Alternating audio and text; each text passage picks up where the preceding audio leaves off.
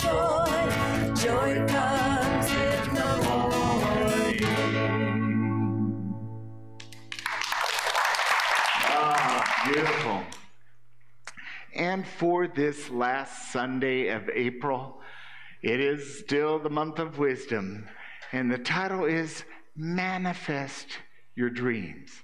Now, this is part of the journey that we have, and there's a wonderful passage from Scripture, Romans chapter 8, verse 19. For the creation waits with eager longing for the revealing of the children of God. This is that call. We get a call from God. We get a call from our Christ consciousness. What do you want? What do you want? And in that, it is the guidance system that the universe knows what's next. All we need to do is decide. And often it's really hard to decide what we want, isn't it? It's a lot easier to come up with a list of we don't want. I don't want that, I don't want that, I don't want... I was like, what do I want? Better question. And this is a record. This is the first talk I've ever delivered inspired by sports. And that sports figure is none other than Caitlin Clark. This woman has made a mark on our world. You may not even know the name yet, but it is something you need to know. Caitlin Clark started playing basketball when she was 5 years old. And her dad, who was like a coach, there were no other girls to play with her, so she played with the boys. And by the time she was 13, she played basketball, softball, volleyball, golf. She was quite an avid sports. Now, why is this so significant? Well, this woman finished college, and she finished Division I collegiate basketball with 3,951 points. That's far in the lead of any man or woman in the field. Let's give her a hand. I mean, that's significant. So when she graduated from Ohio, and she was the first draft for the WNBA, it's hard to say because how aware, when was the last WNBA team you watched? Or the last WNBA jersey that you gave to your child? She signed on with the Indiana Fever with a $78,000 salary. Now, for a first-year, first-draft male in the NBA, that salary would be $10.1 million. Now, why is that? That's because people don't watch the WNBA. But that's changing. Something has happened in the field, and they're getting sponsorships, and people are interested because they want to see this woman play. So much so that the highest contract that Nike has ever awarded in sponsorship is $28 million to Caitlin Clark. Times are a-changing. And this is manifesting your dreams. So this, in an interview, she did her first draft sign on last Monday. She says, I've dreamed of this moment since I was in the 2nd grade. It's taken a lot of hard work, a lot of ups and downs, but more than anything, just soaking it in. kind of like our garden. We plant the seeds and it soaks in the moisture and the nutrients to become what it is.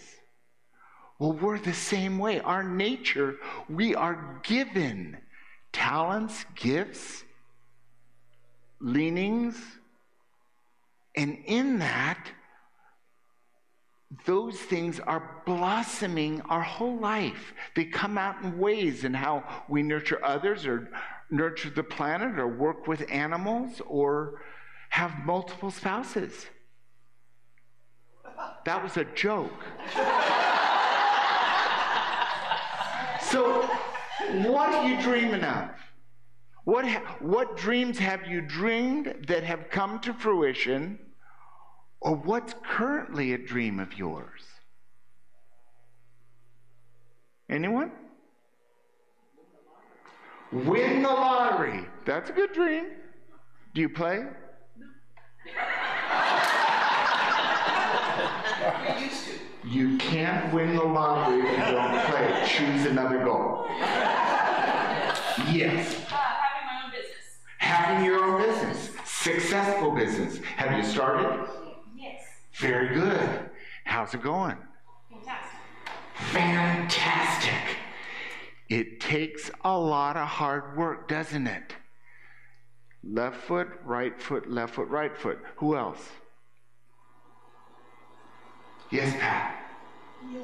Healing. A wonderful goal. And it's working, isn't it? Because in that focus, we allow the energy to restore us and bring us to that health. And then there's choices we can make on how to augment that and support that goal. Beautiful. Anyone else? Yes. Retiring comfortably. Oh, and busier than ever. But it's good. And when we can choose those markers in our lives to retire in an easy, productive, vital, prosperous way, or we can start a business, or we can heal, or we can manifest our prosperity. All of these are part of the journey of manifesting your dreams. Reverend Charles Roth, a great Unity minister, wrote some wonderful books, brings this point. Success or failure in life can be reduced to two simple attitudes of mind. I can or I can't. If you have an attitude of I can't, it doesn't matter how much you want it. How likely is it you're going to get it? It's just not going to happen. And I've met lots of people who, I'm going to write the next great American novel. Well, what are you working on? Oh, it hasn't hit me yet. Right? Keep writing. It's not going to come, it's just not going to poof, a book land on your desk because with your name on it if you don't write.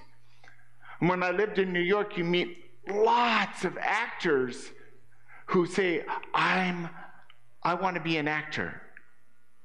And they're in a restaurant waiting tables. And I say, well, what was the last audition you went to? Oh, it's been a year or so since I've been to an audition. Then you don't want to be an actor, because you don't get a role in anything if you don't audition. But if you say you can, you've claimed that there's nothing going to block the path. Now, if you're like Caitlin and you decide when you're 5 years old you're going to be in the NBA, it took a lot of hard work and a lot of practice. And it's showing up in her life by doing it. The I can spirit is what has Emily's daughters do great things with their music and with their life. And we've seen it in their growing up in this church. They have an I can spirit. I can do this. So if you're ever facing a situation, ask yourself, do I believe I can do this? Or do I believe I can't? And if you believe you can't, choose differently. Maybe that's not a dream to waste any more life on. Eric Butterworth is such a great Unity minister. I didn't meet him, but I love his books, and they've so inspired me. And he says this secret of achieving your dreams lies in so vividly imaging them that you literally exude the consciousness of them. You are vibrating with their reality. This is important. They've done scientific studies, and this is common knowledge amongst Olympians and athletes and artists and musicians, that you need to see yourself achieving whatever so serving that tennis ball, or going for the gold, or getting a contract for the WNBA. It happens by feeling it, owning it, believing it, that I can, before it's happened, so that you already know what it feels like to be Olympic gold medalist. It happens, it's visceral, because our imagination can imagine anything. And we can certainly imagine all kinds of horrible things. We can also use our imagination to imagine great things. And it may not be a huge gold medal type thing. It might be just creating a nice vegetable garden, or making a souffle,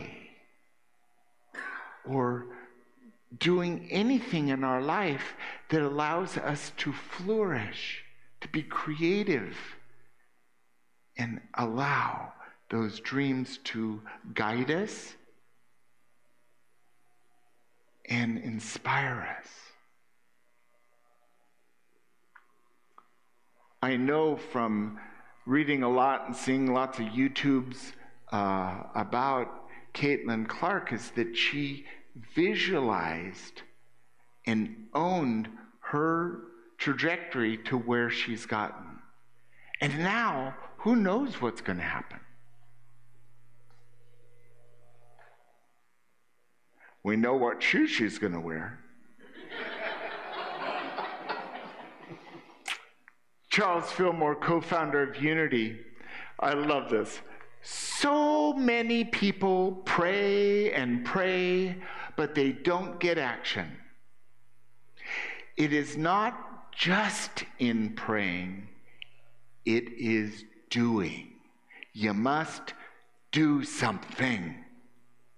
It's important in our process that we're active in it. If it's our life, if it's our dream, it's ours to do. And prayer does help. But the fifth unity principle is it doesn't matter how many books we read or Sundays we go to or classes we take, we've got to roll up our hands, and we need to live, be, and do what we know. To do the truth we know. And that's what leads us to success. That's what leads us to health. That's what leads us to prosperity. Is this absolutely clear? And it's important because we all have wants. We all have desires.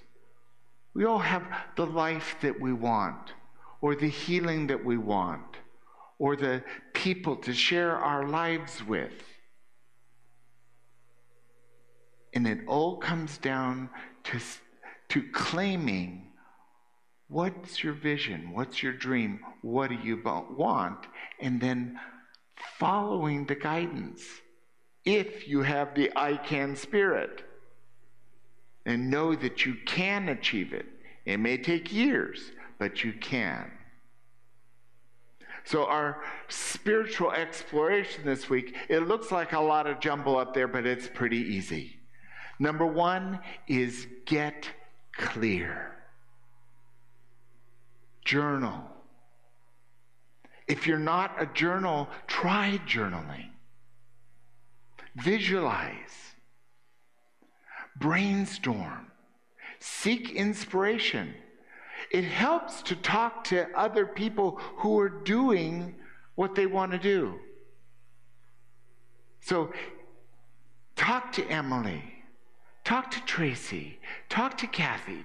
Talk to Suzanne. Talk to Dr. Phillips. Talk to Pat. Talk to Judy. Talk to anyone here. Because we are stepping into our wholeness. And that awakening heart is ready to give us the next step. Number two, believe it. That's the I can. Believe it. Trust it. It is possible. And the third, the next step of believing it is visualize it. See it before it's happened. Feel it. Own it.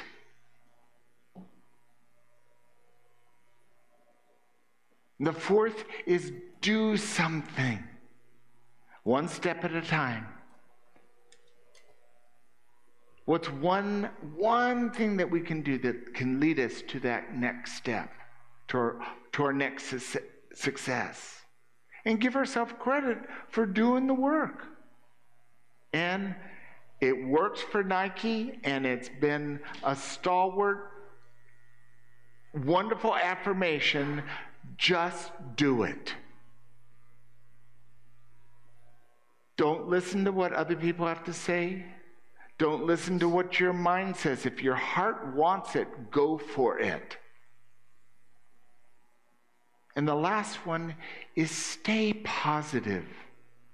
There's a whole bunch of things in our environment, in our culture, in our nation.